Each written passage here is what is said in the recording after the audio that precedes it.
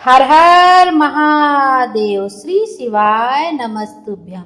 आप सभी कमेंट में हर हर महादेव अवश्य लिखिएगा। आइए आज के वीडियो में देखते हैं नाग पंचमी का पर्व किस दिन मनाया जाएगा, 28 जुलाई को या 29 जुलाई को।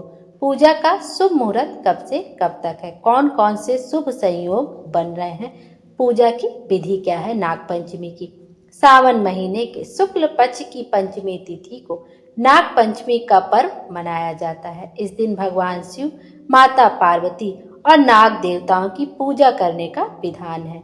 मान्यता है कि इस दिन सांप, उनकी मूर्तियों या प्रतिमाओं का पूजन करने से नाग देवता का आशीर्वाद मिलता है। साथ ही कुंडली में बनने वाले अशुभ काल सर्प दोष या फिर राहु केतु से संबंधित परेशानियों से मुक्ति पाने के लिए भी नाग देवता का पूजन किया जाता है।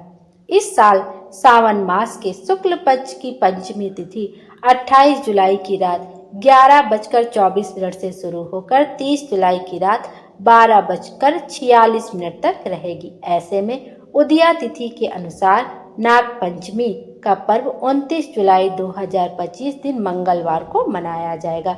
नाग पंचमी के पूजन का जो शुभ मुहूर्त है वो सुबह 5:41 से लेकर सुबह 8:30 बजे तक रहेगा, 8:30 तक रहेगा। चौघड़िया का जो शुभ मुहूर्त है, सुबह 10:46 से लेकर दोपहर 12:27 तक रहेगा। इसके बाद दोपहर में जो शुभ मुहूर्त है वो 12:27 से लेकर 2:09 तक रहेगा।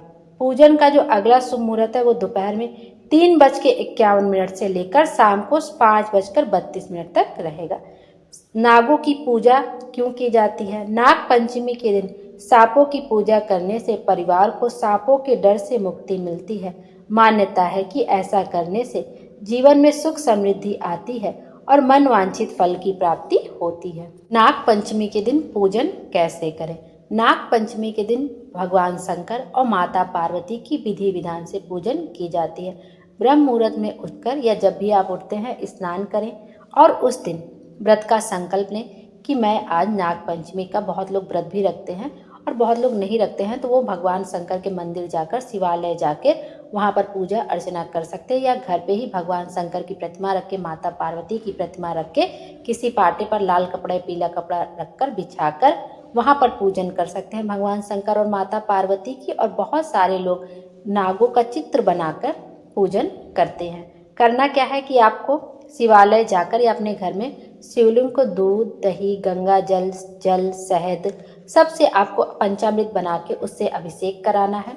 और आप चाहें तो दूध, दही, गंगा जल, शक्कर, शहद, घी सबको आप अलग अलग से भी अभिषेक करा सकते हैं भगवान शंकर को, और पंचामृत बनाकर भी अभिषेक कर सकते हैं। उसके बाद शुद्ध जल से भगवान शंकर को जरूर आपको स्नान करवाना है। उसके बाद जो भी आपके पास चंदन है, अक्षत है, फूल है, बिल्व पत्र है, धतूरा है, भांग है, आक का फूल है, मदार का फूल है, सब आप भोले बाबा को समर्पित कर दीजिए। भगवान शंकर का जो शिवलिंग होता है वहाँ पर भगवान शंकर का पूर्ण परिवार विराजमान होता है। जब आप शिवलिंग के, पार्थिव शिवलिंग का पूजन कर रहे हैं या शिवलिंग का पूजन कर रहे हैं, जो घर में आपका शिवलिंग है, मंदिर जाके पूजन कर रहे हैं, तो आपको हर भगवान को अलग से ढूंढने की जरूरत नहीं है।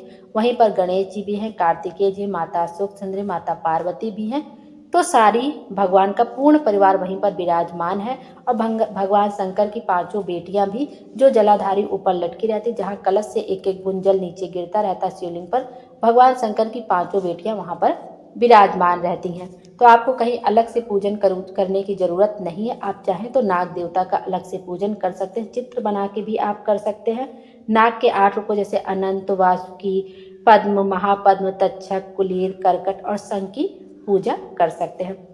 या आप नाग देवता का पूजन नहीं कर पा रहे तो उनका कोई चित्र वगैरह हो और भगवान शंकर के गले में भी नाग लिपटे रहते हैं, तो आप उनको भी मानकर पूजन कर सकते हैं। और भगवान शंकर और माता पार्वती का पूजन कर लेने से हमें संपूर्ण पूजा का सुख प्राप्त हो जाता है। उसके बाद आप अबीर गुलाल जो भी हो समर्पित कर दीजिए।